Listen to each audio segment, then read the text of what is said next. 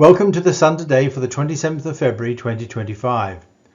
We are in eclipse season, but not the sort of eclipse that you normally talk about. More on that later.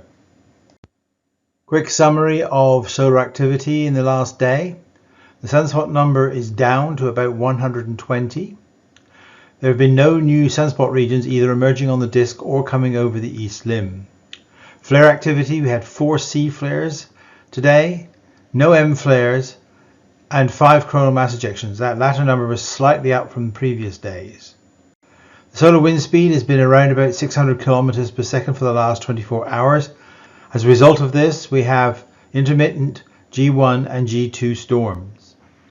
Some details of the sunspots that are on the sun at the moment. We have 9 individual regions, but none of those are new. There are 4 other sunspot regions on the disk that are as yet unnumbered and may not be because they are relatively small.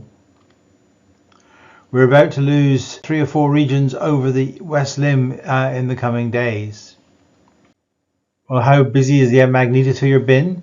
Well, quite busy. The KP index has been oscillating between 3 and 6, which has sometimes produced minor G1 level geomagnetic storms, which has from time to time produced minor G1 geomagnetic storms. The solar wind speed is up to 600 kilometers per second and is remaining fairly steady at that level. And you can see from the KP plot down in the bottom left that we've had these storms, both G1 is the yellow and G2 is the orange. On the right, the auroral arc doesn't seem particularly aggravated by this at the moment. It seems pretty normal, so these are not really big or disruptive storms. The source of our problems, of course, have been these coronal holes that I've been talking about for a couple of days.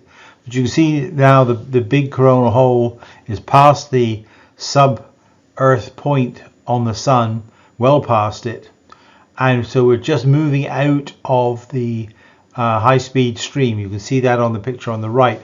The high-speed stream is that red arc, and the Earth, the green dot, is just now below it. So therefore the high-speed stream has passed us by mostly. So I'm not expecting any major storms for at least another few days until that other great swath of red comes our way.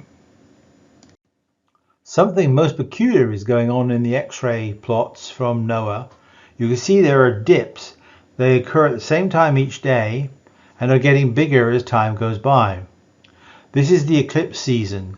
We're getting close to the spring equinox, which is when the orbit of the GOES spacecraft takes it into the shadow of the Earth. And so we see an eclipse of some of the sun for a limited time from the GOES spacecraft.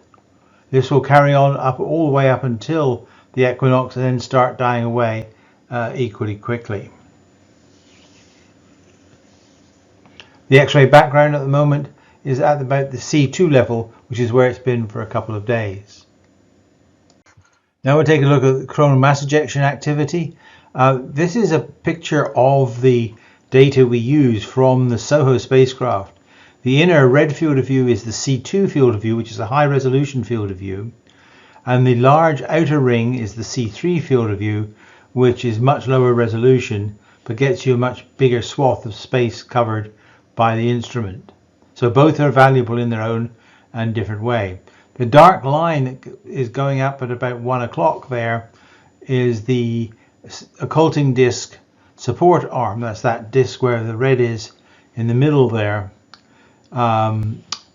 which blocks out the brightness of the sun so the coronagraph can work.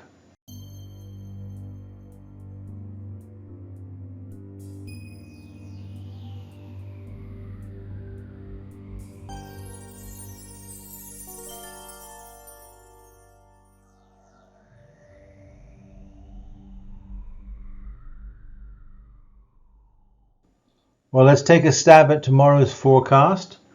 I imagine that the sunspot number will continue to fall as we lose more regions over the west limb and no new regions have emerged.